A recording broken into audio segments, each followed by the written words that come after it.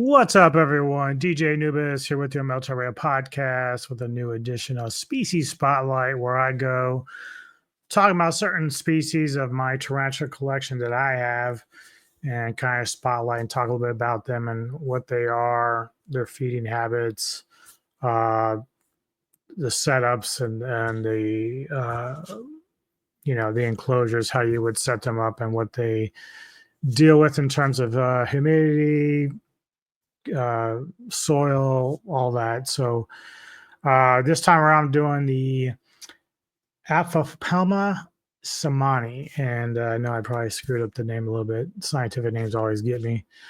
I'm up to 19 different species right now, so eventually I will get spotlights for all of them. So I'm still working them all in, but today, obviously, doing the Seemanni, which is also known as the Costa Rican zebra tarantula or Costa Rican striped knee tarantula. And gorgeous spider. Like most tarantulas, the males and females can sometimes differ in how they look. Sometimes they can be, like in this case of the Seemanni, it can be a bit brown. But for my female, she's got more of like a bluish tint to her, bluish gray tint. They're terrestrial spiders that like to burrow. One thing, I'm going to be showing you a video from, I think, the Tarantula Collective, where he'll explain a little bit more about the spider itself. But one thing about the Costa Rican striped knee is that they do love to spend time in the ground. Mine does come out occasionally, but it's usually either drink or if she's actually really hungry and trying to search for food. But any other time, she's always in her burrow, and she does like to dig deep. I've seen at times when she's carved out this entire tube down there. So she is quite the digger, and she's one of those spiders that I have that if I have the water dish too close to the opening of the burrow, she'll just come and dump dirt and just pile it up. I'm like, what are you doing? This is your water dish. Quit doing that. But she's notorious for doing that for me. And it doesn't matter where it is. Like I can move the dish somewhere else and she'll still come out and just start piling it up. Sometimes she'll pile at the front door and I'm like, once I open it, all this shit's going to come out. It's like, come on. But yeah, so they have a slow growth rate. For mine, I think she wasn't really a juvie when I got her. I would say she was maybe a year or two when I got her. So I'm pretty sure that she's a female because she's molted about 2 or 3 times and I haven't seen any like hooks or anything. So it seems like I do have a female, but then again, with them being slow, maybe she's not fully matured, but she is almost the size of my hand. So it's not like she's small. Females obviously can live up to 15, 20 years, and males, in this case, these males will live maybe 5 to 10 years, so a little bit longer than some other males that I've had. Some males I've had only live a couple of years once they've matured out. But yeah, so let me give you this quick video here from the Tarantula Collective and let you know about the Costa Rican striped knee.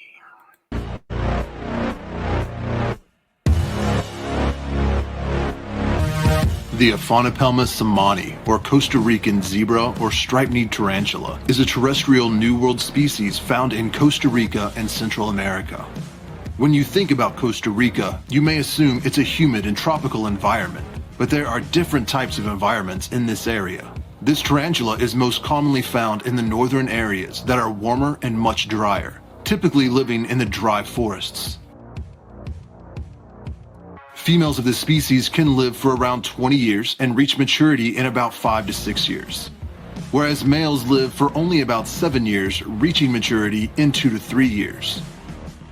Females can grow to nearly 5 or 6 inches, with males being slightly smaller.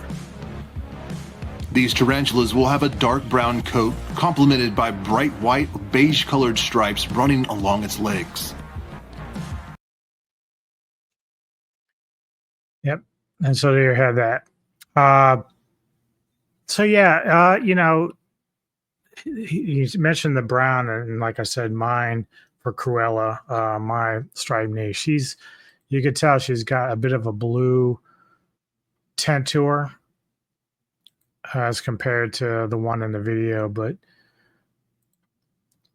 like most tarantulas, or spiderlings, you're going to feed them depending on how big they are. If they're very small, you would feed them like gnats or little fruit flies, work up the mealworms, and then of course superworms, and then of course eventually when they get as big as they are now, like with her, crickets or even dubia roaches if she wants to. She's not one to really go after roaches too much. Possibly if I had red runners, but because they're a risk to keep if they get out, like it cause a real problem in your house, I don't keep red runners at all. I just keep dubias. Even then, I haven't had dubias in a while because my spiders, for whatever reason, have decided that unless it's like really crawling around and getting to know them, like that's when they'll attack them. Like dubia would fill them up pretty fast, but males, males don't really give them a lot of nutrition because they have a lot of wings and a lot of shit that spiders don't eat. But then the females don't move as much. They go and they find like a little hidey hole and then they pretty much stay there. So unless you're tongue feeding them like a dubia, then that's one thing. But my spiders in general, they like to kind of hunt their prey. Sometimes I try to drop it close to them so they can get it, but most of the time they won't do that. But yeah, it's a very interesting spider. It's actually a very good beginner spider. Now, they can kick hairs. They can get defensive. In the time that I've had Corella, she was like one of the first two tarantulas I ever had. So it's going back 3 years ago. I've only had her rear up on me once, and I was like mainly because I was fucking around in her entryway to the den. And even then, she didn't slap at me. It was just like, she's like, back off, buddy. Don't mess with me. And so that was the only time I've had her. Any other time that I've opened the door or if I even come within range of her, she usually will just get skittish and run into her hole. She'd rather flight or fight. She just flights, she doesn't really care about fighting.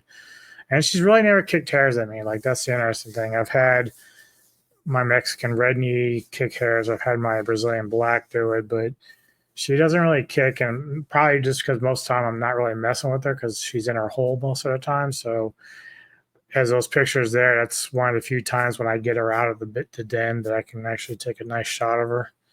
But outside of that, she's a great beginner spider, low maintenance. The only thing you shouldn't be concerned, but it can be a concern, is because she spends like these type of spiders will spend like months. Like she went one time for 4 or 5 months in her hole. Like she didn't come out. And sometimes they'll molt during that time, but other times it's like they just kind of like being alone and just chilling down there. So I try to keep it now to where I can at least see where she is in there, like if she's still, not dead or whatever. It's one of the things as keepers we get worried about, because whenever they disappear, we generally know why, but it's like when it's for a period of time, you're like, should I be worried? Because depending on the species, they don't always spend like super long down there, but it just depends on the spider, and they all have their own personalities. Like I've noticed that, like everyone's like Brazilian blacks are very docile, they're friendly. My male, he isn't aggressive or defensive, but very curious. And so like unlike my red knee, like he will like come at you, like not fly at you or attack you, but he gets very interested in what's going on. And so like it's weird to me when he does that, because I'll drop a cricket in there and he won't care about it. But if I'm tapping around the water dish, he starts crawling up, and whether he's trying to protect his territory or not, I don't know. But he's the one that's kicked hairs before, and I made a mistake of like scratching myself, and it got me all itchy and whatnot. So you have to be careful with the new worlds. The hairs can really make you itch, and it takes a while because it's like little barbs. So if you ever have that issue with the new worlds where they're kicking hairs, or if you're dealing with their webbing, like if you're rehousing or whatever, wash your hands, because if you start rubbing on your skin, it's gonna start making you itch, and it's a really, really annoying. Not a good feeling. It's almost like you'd rather get bit rather than have the hairs on you, because it's just that crazy. But yeah, that's the Costa Rican striped knee, folks. I know my videos aren't very long for these, but don't really have to be. It's just a way for me to kind of show you a little bit of the spiders that I have. And this is one of them, one of my early ones. In fact, my first one was a pumpkin patch, and this one was my second one, next to the pink toe Danny Fragio I had at the time. I got a new pink toe now. He passed away a while ago, but she's still kicking and going. And yeah, very beautiful spider. Anyway, like and subscribe. Give me some comments. Do you have your own species like this? What do you think about them? Do they behave differently? Do they get defensive with you? Let me know. And I'll see you later on the That's All Right podcast.